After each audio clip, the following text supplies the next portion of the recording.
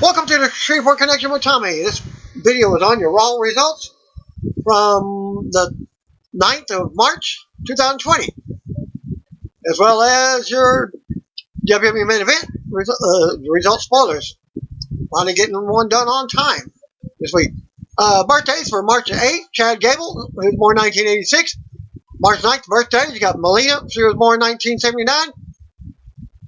Rick Steiner, 1961. The dog-faced gremlin, that is. Also, March the 9th, Tiger Ali Singh, 1971. March 10th birthdays, Luchasaurus, 1985. JoJo, who's now married to Bray Wyatt, The Fiend. She was born 1994. And rounding up birthdays, doing this early on March the 11th, Pitbull number 1, Gary Wolf, who was born 1967. Following Impact Wrestling tapings in Atlanta, Georgia, Scott Steiner reportedly collapsed and was taken to a local hospital. Impact Executive Vice President Scott D'Amore reported on Twitter that Steiner was doing okay at the hospital. For all concerned parties, as Scott Steiner on Twitter is okay. His family is grateful for everyone's concern and support. D'Amore wrote in an update on Monday, Steiner is scheduled to do a heart procedure and remains in stable condition, according to PW Insider. Also noted by Pro Wrestling Sheet, the 57-year-old Steiner was worked on and remains in stable condition, according to PW Insider. Also noted by Pro Wrestling Sheet, he was taken to the emergency room and was noted that Steiner appeared to be fine throughout the day before collapsing. Steiner is going to make a 100% recovery from collapsing after the weekend Impact Wrestling TV tapings in Atlanta, Georgia. He was worked on by paramedics at the event and then taken to an emergency room at a local hospital. Steiner's wife, Krista, provided an update and stated, "First of all, I want to thank everyone at Impact Wrestling for taking such great care of my husband, at Scott D'Amore, at the Tommy Dreamer, at the Johnny Swinger too, at Joey Ryan Online, at Impact Wrestling, and Cobb County EMTs. We appreciate all the well wishes, thoughts, and prayers. We'll make a 100% recovery." Tommy Dreamer also commented on Twitter, noting the same thing. "Scott Steiner is expected to make a full recovery. Thank you for all your concerns and prayers. 99% life, 1% death. Genetic freak. Steiner math continues. Holla if you hear me. Hashtag Big Papa Pump." It was reported that Steiner, age 57, underwent a heart procedure on Monday. At Krista Rick Steiner, at Krista Rick STE1. First of all, I want to thank everyone at Empire Wrestling for such a great care of my husband. I already said that once already. We appreciate all well wishes and thoughts and prayers. He will make a recovery. Rick Swann is not expected to be back in the ring until September after breaking his tibia back in January at Impact Bash at the Brewery 2, according to PW Insider. Rob Van Dam noted he'd missed this weekend's Impact tapings due to a broken rib injury he sustained during a match in Qatar after taking a Samoan drop.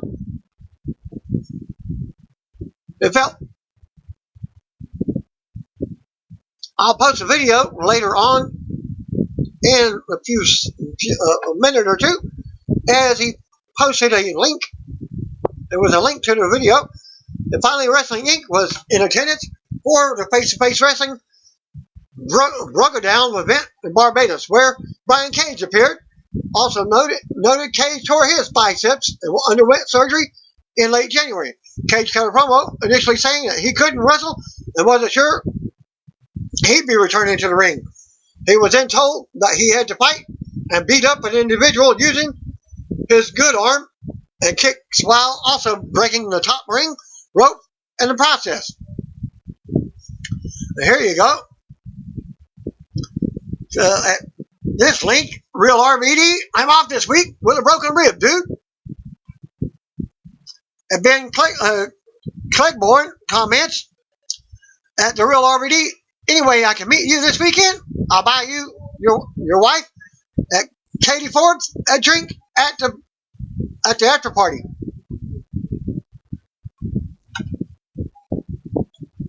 At the real RVD, it felt much worse than it looked. It's a very physical job, so you never know. The fall to the floor was a surprise, but this one broke my rib on impact. 2 weeks later, today, I'm much better, by the way. And Monkey Biz, replying to the RVD, yeah, you're going over the turnbuckle at this link, and yes, the Samoan drop looks rough. For the people who didn't see the match, here, there's a Samoan drop that screwed up Rob. There's a video for it, how it happened. At Wrestling Inc., Brian Cage is out and says he can't wrestle because of the torn bicep. He doesn't know when he'll be able to return to the ring. At Wrestling Inc., again, Brian Cage is told that he was brought to Barbados to fight, so he's going to fight. At Wrestling Inc., Brian Cage beat the heck out of the guy using a good arm and kicks. That's all the spoilers I can give, because that's all I've seen on two dirt sheets. The main two I go to is Wrestling Inc. and LordsOfPain.net. WWE Superstar Lana will be co-starring in the new Bruce Willis-led sci-fi action flick entitled Cosmic Sin. I briefly told you about the movie last week, but it wasn't posted for a name. So I did more research and found the name of it. The referencing Russian will be portraying the role of Soul, who was described as the best sniper in the galaxy and lead assassin fighting for the human race. Assassin and alien invasion. Confirms an earlier rumor report that Lana would be stepping away from the WWE to film the movie. Check out the synopsis of the film following here. The story follows a group of warriors and scientists who must fight to protect and save their race when a hostile alien species with the power to infect and take over human hosts sets its sights on a futuristic human society. Nothing more than that. Tiki Knox sat down with sports news to discuss how she wants to use her platform to help other people, such as LGBT community, other members of the community, such as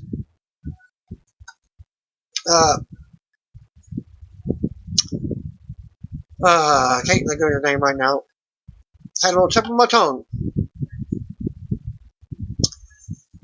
Teagon Knox, yeah, that's my goal ever since I've been in wrestling. I want to help others, whether it's in wrestling or just in life.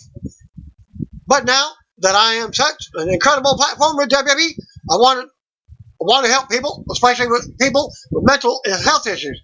Because when I was diagnosed with depression and anxiety, I had such an incredible help for me. So I want to pass that off to other people and help them out. You know, explain to people that you shouldn't be talked down to or talked bad about because you've got a mental health issue. We need to break this stigma that mental health is bad and everyone has to be okay. I want to try and help them, and that's what I want to use my platform for, as well as the LGBTQ community. If you don't know about that, that's your gay community. I've got family members and friends back home as well as that are part of this. I want to be a spokesperson for because I truly believe that everyone deserves rights. There's a lot that I want to do, which is a big task, but I feel like I can do it, and I really want to help people. Not so how Captain Marvel has influenced her. It was actually Candace who watched the movie the first time. She's like, you need to see this movie. It's incredible. I cried. I was like, oh, God, if she cried, then I'm going to cry. This is not going to work.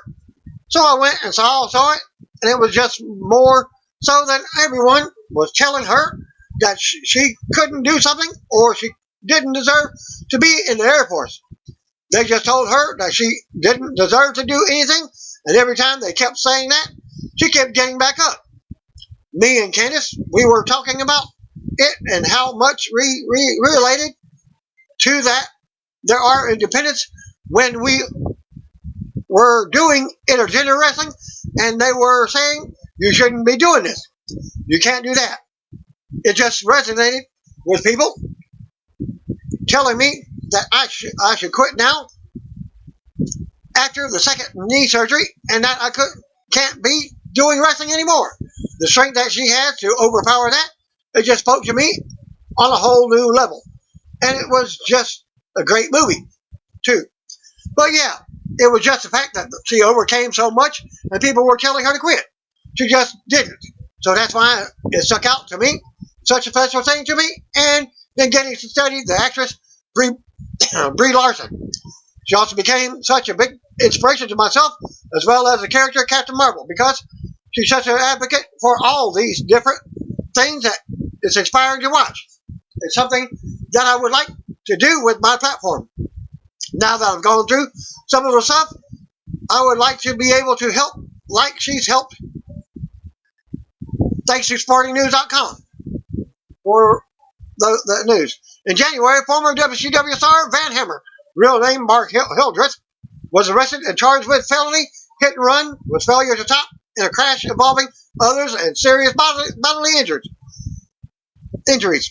DUI with injury to another person and leaving the scene of an injury crash. He has pled not guilty to all charges. Hammer, being 60 years old, allegedly hit a 5-year-old with his car while driving drunk. The incident happened in Boynton, Florida. I gave y'all news on this about a couple of weeks ago. According to police report, Boynton police say Hammer was driving 58 miles an hour in a 35-mile-an-hour zone and was drunk when he hit the young boy. How could that happen? How could they get anything on that when he didn't even stop to get a police report or anything for violations or anything? The kid was riding on a bike with training wheels with his father. The boy reportedly flew on top of Hammer's car and was later admitted as a trauma patient with possible internal injuries and road rash. Hammer allegedly got out of his car, stating the boy jumped in front of him and drove away. Another witness followed Hammer to his home to later identify him to the police. His hearing has been pushed back to April 24th at 9 a.m. in Florida, Palm Beach County Court. According to PGI Insider, he has had 2 previous DUIs in the past, one in Texas in 1985, another in Georgia in 2004. WWE has announced that Paige and Jeff Hardy will be appearing on SmackDown this Friday on Fox. For both of their returns, it was announced that Paige, who was forced to undergo emergency surgery last week to remove an ovarian cyst, will be appearing on the show to confront Bayley. It will be Paige's first appearance on Raw or SmackDown since Kabuki Warriors dropped her as a manager on Raw last October. Jeff Hardy was announced last week that he was cleared to return to action. He suffered a leg injury last year, shortly after WrestleMania 35 in April 2019, and suffered some personal setbacks during that time. After being arrested last October, Hardy checks himself into an inpatient rehab for the first time in his life. He is scheduled to be back in court on Monday, April 6th, the day after WrestleMania 36, for charges related to the arrest. Undertaker is scheduled to be on Raw to continue his storyline with AJ Styles. According to BW Insider, all as noted, Taker showed up at the Elimination Chamber during Styles' no DQ match against Aleister Black to help Aleister Black win. And speaking of Elimination Chambers results, here you go. Quick results. Elimination Chamber kickoff match, Viking Raiders versus Kurt Hawkins and Zack Ryder. The Viking Raiders picked up the win by pinfall. First match of the pay-per-view, Daniel Bryan versus Drew Gulak. Daniel won by submission. Second match, Andrade with Zelina in the corner versus Humberto Carrillo for the U.S. Championship. Still U.S. Champion, Andrade by pinfall. Third match, Miz and Morrison as champions versus the New Day versus the Usos versus Heavy Machinery versus Dolph Ziggler and Robert Roode versus the Lucha House Party in an elimination chamber for the SmackDown Championship. And still, WWE SmackDown Tag Team Champions, Miz and Morrison, by pinfall. Fourth match of the night, AJ Styles with the OC in his corner versus Aleister Black in a no DQ, no disqualification match. The OC gangs up on Black for the finish. OC connects with a magic killer. Styles is loading up the phenomenal forearm. Lights go out, and just before he does it, it's Undertaker chucking the life out of Gallows and Anderson. But Styles goes for the phenomenal forearm as soon as the lights come back on. Taker counters with a choke slam. Black plants Styles with the black mask to pick up the pinfall victory. Fifth match of the night, Street Profits as champions retained over Seth Rollins and Buddy Murphy with AOP in the corners for the Raw Tag Team Championship. Sixth match, Braun Strowman versus Shinsuke Nakamura versus Cesaro versus Sami Zayn in a 3-on-1 handicap match for the WWE Continental Champion. Winner and new champion, Sami Zayn. Seventh match of the night, and your main event, Shayna Baszler versus Asuka versus Natalya versus Ruby Riott versus Liv Morgan versus Sarah Logan in a women's elimination chamber match. The winner will battle Becky Lynch for the Raw Women's Championship at WrestleMania 36. Winner, Shayna Baszler by submission. She got into the match and submitted everybody. As soon as they come in, or she comes in, didn't even take a minute in each one, submission. Results from Monday Night Raw, dark matches, which are your main event matches. Ricochet defeated Eric Young. Humberto Carrillo defeated Shelton Benjamin. Monday Night Raw from Capital One Arena in Washington, D.C. We're told that cameras are standing by for Edge's arrival. Becky Lynch starts off the show. Then she comes out to a big pop with the Raw Championship, Women's Championship. The man grabs the microphone and tells Washington, D.C. that the man has come around.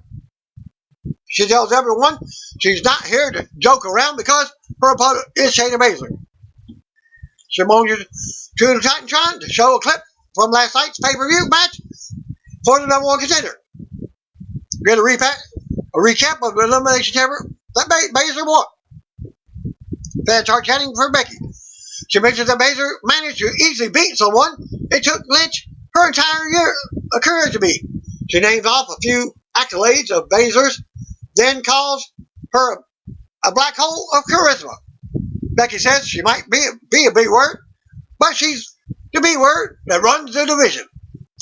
Becky says that Baszler is the biggest threat to her title ever since she ripped the title out of Ronda Rousey's cold, dead hands. Becky says at WrestleMania it'll be heart versus skill, or the man versus the queen of spades. She tells Baszler she'll defeat her at WrestleMania in this segment. But Becky's music hits and she exits the ring. We see a video package promoting Drew McIntyre first tonight. Backstage, Rey Mysterio walking to the gorilla position for his match against Angel Garza. Next, we go to commercial. And the match is up. Rey Mysterio versus Angel Garza with Zelina Vega in the corner. Rey Mysterio is out first. He hugs all the kids on his way down to the entrance. We see a replay of last month when Angel Garza took out Mysterio on the floor to put Mysterio on the shelf. Angel Garza was out next with Zelina in his corner. He kisses someone on the cheek. He hesitates first, but he then turns and kisses her on the cheek. Garza enters the ring and lays it on top of the turnbuckle. Pose like this on top turnbuckle. Rey rushes Garza as soon as the bell rings. Mysterio sends Garza to the turnbuckle with a head scissor. Mysterio hip tosses him down. Mysterio goes for a hurricanrana, but Garza nearly turns it into a powerbomb. Mysterio escapes. Garza nails a giant boot to Rey's face and lays him out. Garza drop kicks a kneeling Mysterio outside the ring. Garza removes his pants to a small pop from the crowd. For some females, we get a picture-in-picture, a commercial break. Garza catapults Mysterio into the turnbuckle. He stomps on his face until the referee makes him back off. Mysterio recovers on the floor in the corner but Garza runs and clotheslines him against the turnbuckle. Garza puts him into a tree of woe and stops at his head.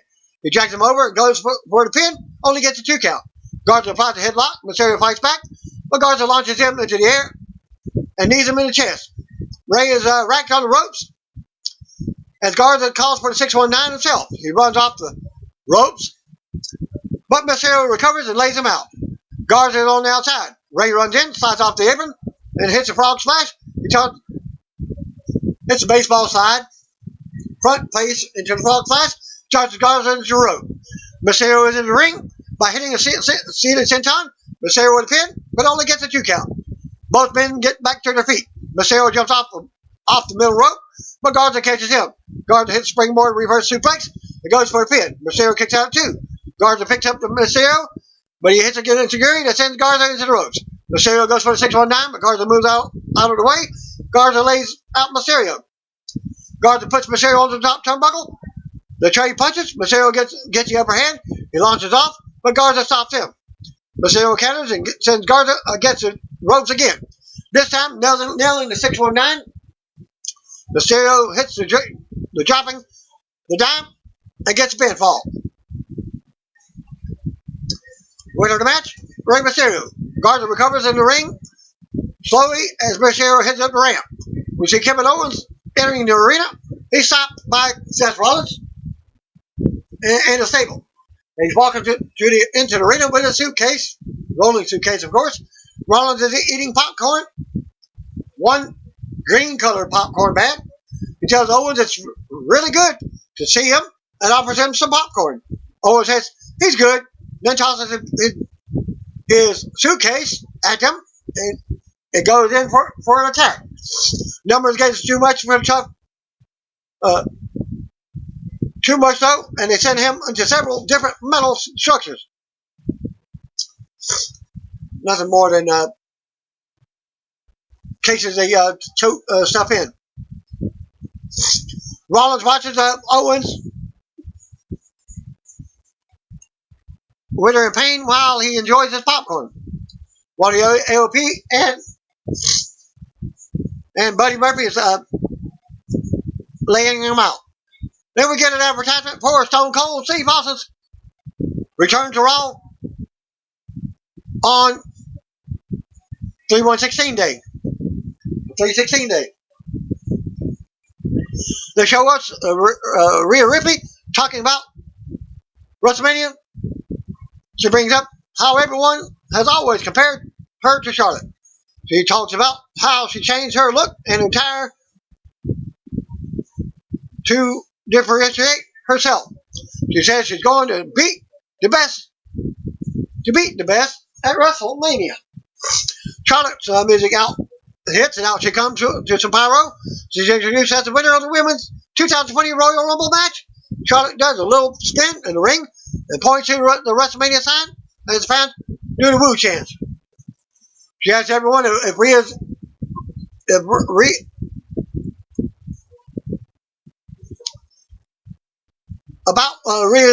video. She calls her the new shiny toy. She says that package fired her up and asks if it fired everyone else up. Charlotte assures Ripley that regardless of how much she has ever looked like her, she'll never be her. There's only one of her. She says Ripley will have to stand in front of 90,000 people and get humbled. She ends the segment with a woo as Ripley's music plays and she comes to the arena. Ripley comes out to a small pop for the crowd. Ripley makes her way into the ring as the fans chant Rhea. Ripley goes to talk, but Charlotte cuts her off and says everyone already listened to her talk in that video package. Charlotte says this isn't NXT, it's Monday Night Raw, and that it's her kingdom. She tells Ripley she's excused. Ripley responds by decking Charlotte in the face. As Ripley exits the ring while Charlotte looks on with a smirk on her face. Backstage, we see Randy Orton do the slowest possible turn towards the camera in live television history. As she's approached by the backstage announcer, video interviewer, and he says absolutely nothing. We're told that AJ Styles is in this week's guest on WWE Backstage on FS1. The next match, Almighty Bobby Lashley versus Zack Ryder. I think I did take a small break during Raw on this segment. You already knew Bobby Lashley would win the match, but here's the results. I actually watched dishes. Lashley makes his entrance without Lana. Of course, he's off filming the movie. The King reminds us that Lana is absent because she's recording a movie with Bruce Willis. The bell rings and Lashley bulldozes through Ryder. Lashley hits his massive spear in the corner. Lashley tries to get the fans hyped up, but we get nothing from the crowd. Ryder goes for the missile dropkick while Lashley is distracted, but Lashley catches him with a spinebuster. Lashley then nails the Dominator, and that's it for the easy win. Lashley celebrates in the ring, and we're treated to a replay of Drew McIntyre nailing multiple Claymore kicks to Brock Lesnar from last week's Raw. Drew McIntyre is in action. Next is to go to commercial. I'm still watching dishes on this match. Back from commercial, Aleister Black is in a dark room. Before he can talk, he gets a knock on his door. First we see Buddy Murphy, then Seth Rollins walks in. Rollins says that Black has been running into a bit of numbers game lately. Rollins says he'd like Black to join him. Buddy tosses him a t-shirt. Seth Rollins says maybe he joins him. Black tosses the t-shirt back at Murphy and says maybe not. Rollins says you're either with him or against him. Black reminds Rollins that he just knocked on his door, and that means a fight. Fans pop for that. Well, that matches up later in the show. Next match, you got Eric Rowan with a cage versus Drew McIntyre. I'm still watching my dishes, finishing up. As I come in to the match, Eric Rowan with the cage with Drew McIntyre. I come to the ending of the match. As Rowan was out first with the cage, McIntyre's music hits and we get the fans a huge pop. McIntyre marches to the ring with a smile on his face. He passes by Rowan's cage and doesn't even flinch. The bell rings.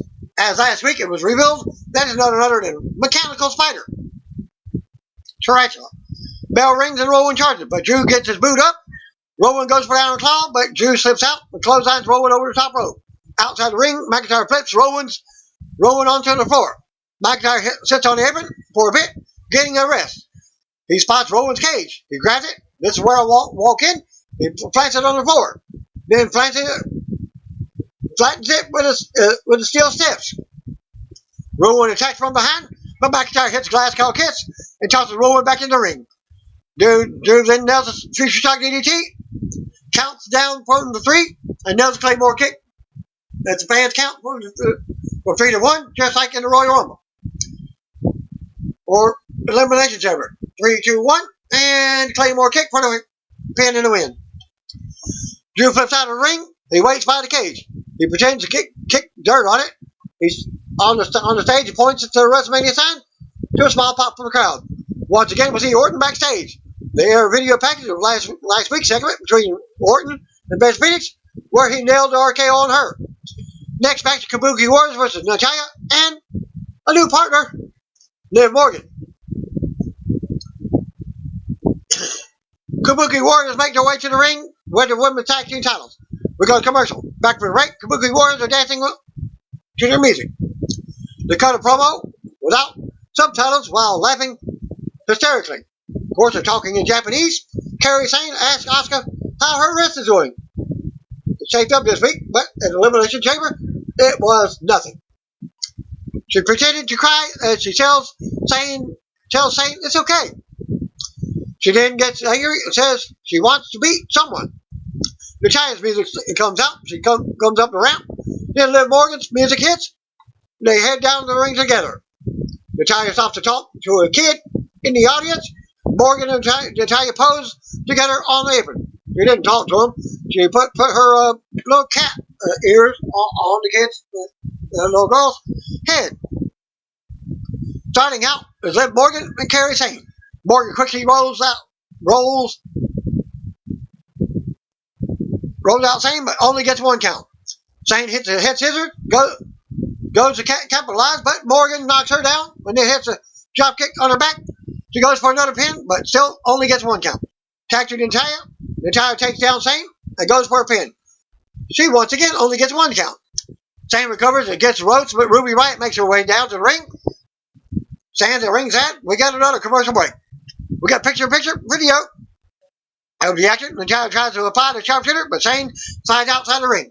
Kabuki Warriors recover on the outside, but Natalia and Morgan hit stereo baseball slides. They roll Shane back in the ring. Natalia tags in Morgan, who goes for a sliding pin, only gets a 2 count. This time, Shane tags in Asuka. Asuka levels Morgan with a clothesline. Asuka finds a wrist lock.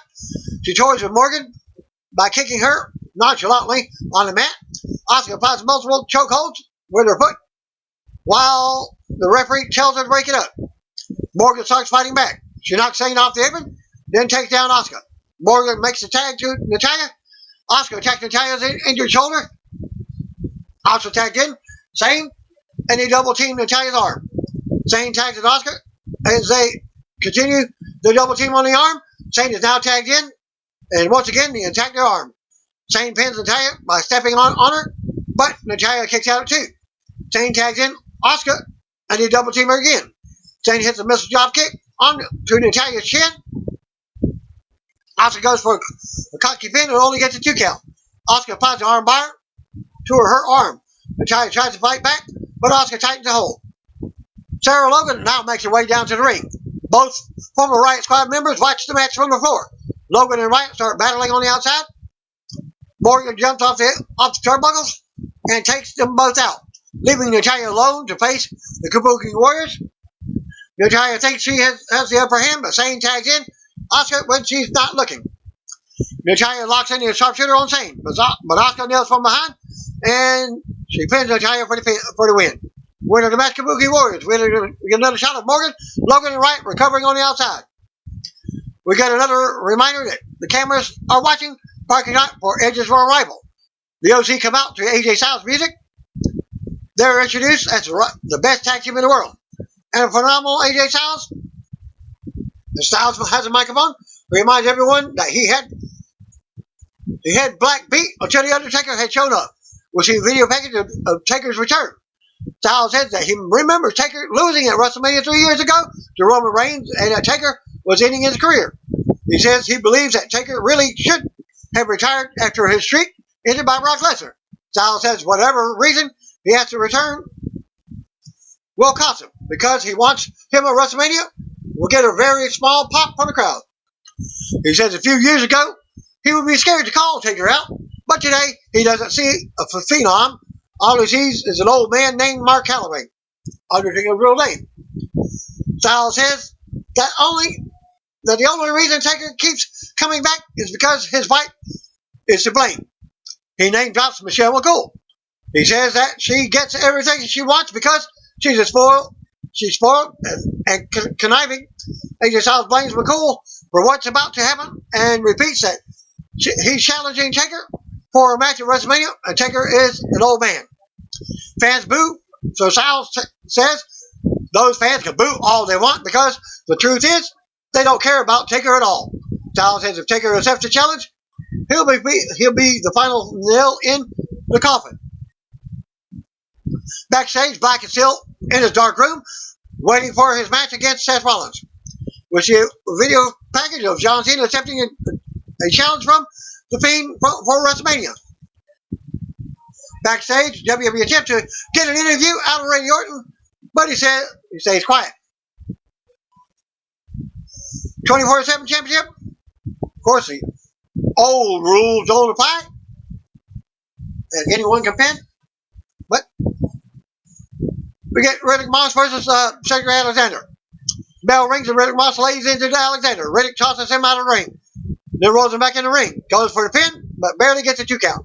Riddick applies a rear chin lock. Alexander escapes for the jawbreaker. Alexander then hypes up the crowd, lays in some punches. Alexander launches off the top rope, connects with Riddick. He goes for a pin, but only gets a 1 count. Riddick fights back, hits a huge spear in the corner. Riddick nails a neck breaker finisher for a very quick pin and win. After the match, Riddick holds up the title and yells to the audience that he's the champion and isn't going anywhere. We see a title card reminding us that Edge is coming up. So the come segment, in other words, back from the commercial, MVP is in mid-sentence. He tries to talk to Titty and says he's rather be somewhere else. He says he's transitioning from a competitor in the ring to an absolute brainiac. MVP says he's going to build his new stable around someone like Edge. He says Edge just needs a little guidance from him to get his focus back. He claims he could be the one to make Edge a champion once again. He says Edge isn't here, but then we see on the Titantron that Edge has arrived. Edge is making a beeline for the ring. We hear the familiar, "You think you know me?" And Edge makes his way to the ring. He's in no mood. Edge rips a microphone from MVP's hand as he enters the ring. He tells Orton to go sit out here right now. He then shoves the mic back into MVP's hands. MVP says that's Edge's problem. Then asks how's his wife. Edge turns around and spears MVP. Randy Orton attempts to attack him from behind right after the spear, but Edge hits his own RKO out of nowhere. Edge rolls out to the floor and grabs a chair to a pop from the crowd. Edge enters the ring, but Orton rolls out and retreats. Edge chokes MVP in the middle of the ring. He never takes his eye off of Orton. Edge then nails the RKO onto the steel chair. That actually did not hit the chair at all. From the angle, his face never hit. His knees hit the floor. Thus, it looked like it hit the chair, but it never did. Edge grabs the second chair. He tells Orton that this is him. Fan chant one more time. Edge rolls him over and nails the chair too a second time. Orton and Edge keep eye contact as Edge's music hits to a pop in the segment. Orton stares on from the ramp. Edge starts to exit the ring, runs after Orton, who retreats back to end the segment. As the chase goes on, we cut to commercial. We see Triple H winning the Lifetime Achievement Award from Arnold Schwarzenegger. Paul Heyman cuts a promo backstage, pre-taped promo. Heyman says that for 18 years, Lesnar has been the most dominating wrestler in WWE. He names all the wrestlers Lesnar has defeated. And we get a pre-taped promo from Drew McIntyre as well. McIntyre says that he had to Claymore kick Lesnar to remind him that it wasn't a fluke when he eliminated him at the Royal Rumble. He says that he'll be going to be the next WWE champion. Backstage, they tried to get another interview from Edge, but he asked repeatedly where Randy was. And the interviewer says that she's sorry to be the one to tell him, but Orton has left the arena. Edge looks on furious. Next match, we get Seth Rollins versus Aleister Black. Rollins was out first and introduced as the Monday Night Messiah. He makes it to the ring with more popcorn, a different bag, the popcorn, bigger bag. In fact, Aleister Black was out next during his entrance. They once again plugged Stone Cold's return next week for March the 16th date. Also, Stone Cold 316 day. The bell rings and they lock up. Black gets a headlock, but Rollins reverses into a wrist lock. Black flips out and lays out Rollins. They exchange offensive move, but they both dodge and reverse. Rollins is sent outside the ring. Black pretends he's going to fly over the top rope onto Rollins, but then does a moonsault instead and sits Indian style in the middle of the ring. Rollins slowly climbs into the ring, but Black doesn't get up. Rollins goes to boot him, but Black ducks it, doesn't keep up to his feet. Aleister remains in control with strikes. Black hits the knee to Rollins' chest and sends him outside the ring. Black rolls out, and Buddy meets him on the outside. Buddy backs up, and Rollins attacks him. He rolls him back in the ring. Rollins hops on him in the middle of the ring. Black tries to recover against the ropes, but Rollins continues the assault. Black is able to fight back. He tries to hit a German suplex, but Rollins escapes and hits a sling blade. He goes for the pin, but only gets a 2 count. Rollins applies his rear chin lock. Black gets out of it. Rollins sends him face first to the turnbuckle with a flatliner. Buddy watches from the outside and applauds. Black gets fired up and battles back. He nails Rollins with a bunch of strikes that puts him down. He talks to the crowd. Murphy climbs on the apron while Black is distracted. Rollins tries to roll him up out of nowhere. Black kicks out. Black hits a German suplex into a pin, but Murphy breaks it up for the disqualification finish. But AOP enters the ring. Now, and it's 4-on-1. They all take turns beating on Black until we hear the Viking Raiders' horn. They charge to the ring and start fighting the Hills off. The numbers game is still too much. Now the Street Profits make music hits. They chase off the Hills before the Hills can retreat to the back. Street Profits challenge them to a 4-on-4 match. They say they want the smoke. Rollins agrees to the challenge. We go to commercial. The match is Black and Raiders and Street Profits versus Seth Rollins, Buddy Murphy, and AOP. Montez and Dawkins get Buddy with some offense. Dawkins goes for the pin, but he can't keep him down. Ivar tagged in. AOP.com is tagged in. He gets the advantage and tags in Rollins. Rollins tries to whip Ivar, but he can't. He tags in Murphy, and they try to double team, but he can't. Ivar runs through both of them. Viking Raiders beat on him. Montez is tagged in. He tries to chop him in the chest, but it has no effect. The Hills take turns tagging in and beating up Montez. He continually tries to get a tag, but the Hills stop him. He eventually escapes and tags in Eric. Rezar tagged in, but is sent to the outside. Eric flies to the outside, but Rezar doesn't budge. Once again, go to commercial. Back for the commercial. Buddy is beating on Eric in his corner. Rollins is tagged in. He attacks Eric on the outside in the ring.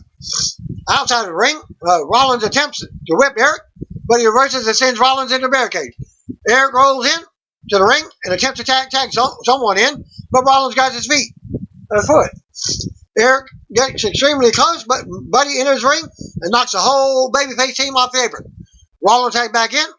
Buddy, he attacks Eric in the corner. Both members of AOP get tagged in. They double team Eric. Akam goes for the pin, but only gets a 2 count. Akam applies a shin lock. Eric tries to fight back, but Akam nails him and needs to stop him in his tracks. Rollins is tagged in. He chokes Eric in the corner. Referee pushes him back while he's distracted. The Hills take a cheap shot to Eric in the corner. Rollins applies a chokehold in the middle of the ring. The fans are chanting, "We want the smoke." Rollins yells out that Eric isn't going nowhere, and no one is getting the smoke. Eric starts to fight back, but Rollins gets a cheap shot. Rollins goes to attack again, but Eric hits a knee to the face. Then attack is made to Montez forward. Montez flies off the turnbuckle and takes out Rollins. He attacks each of the Hills at their corner. Picture in picture as they go to commercial. Montez climbs to the turnbuckle to attack Buddy, but he's pushed off and wrecked by Akam. Akam was then tagged in and attacks Montez on the floor, on the outside. Both men are back in the ring. Buddy is tagged in. Buddy nails Montez in the back. Rollins gets in his face and taunts him. Buddy chokes him against the ropes. Rollins gets in his face again, but Montez decks him.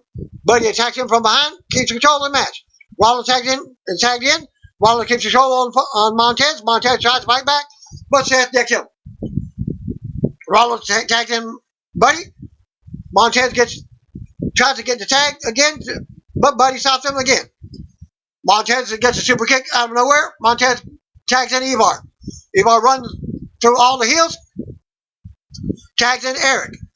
Eric gets distracted and turns around to a super kick from Rollins. Street Profits enter the ring and take out AOP. Eric does a giant slam on Rollins. Montez launches off the turnbuckle with a frog splash. It's close to count, but Buddy makes a save. Everyone starts battling outside the ring. Ivar hits a suicide dive, taking out everyone. Montez takes out Rollins in the ring, hits a flip over the top rope on the whole group. Montez quickly enters the ring, but Rollins cuts him off out of nowhere with a curve stomp. Rollins gets a pin and a victory. Rollins attempts to celebrate in the ring as Owen comes out of nowhere and takes out Rollins. AOP and Buddy enter the ring. They all get a stunner. Rollins enters the ring and hits a curve stomp. Rollins looks furious. He hits a second curve stomp as the fans move. AOP and Buddy watch from the outside. Rollins hits a third curve stomp as the show ends, and they quickly close out the show. And that concludes my results for Raw and Elimination Chamber results, as well as your WWE Main Event. And that concludes my video. Thanks again. Peace out. See you all of you. you don't know what you got, my brother, sister.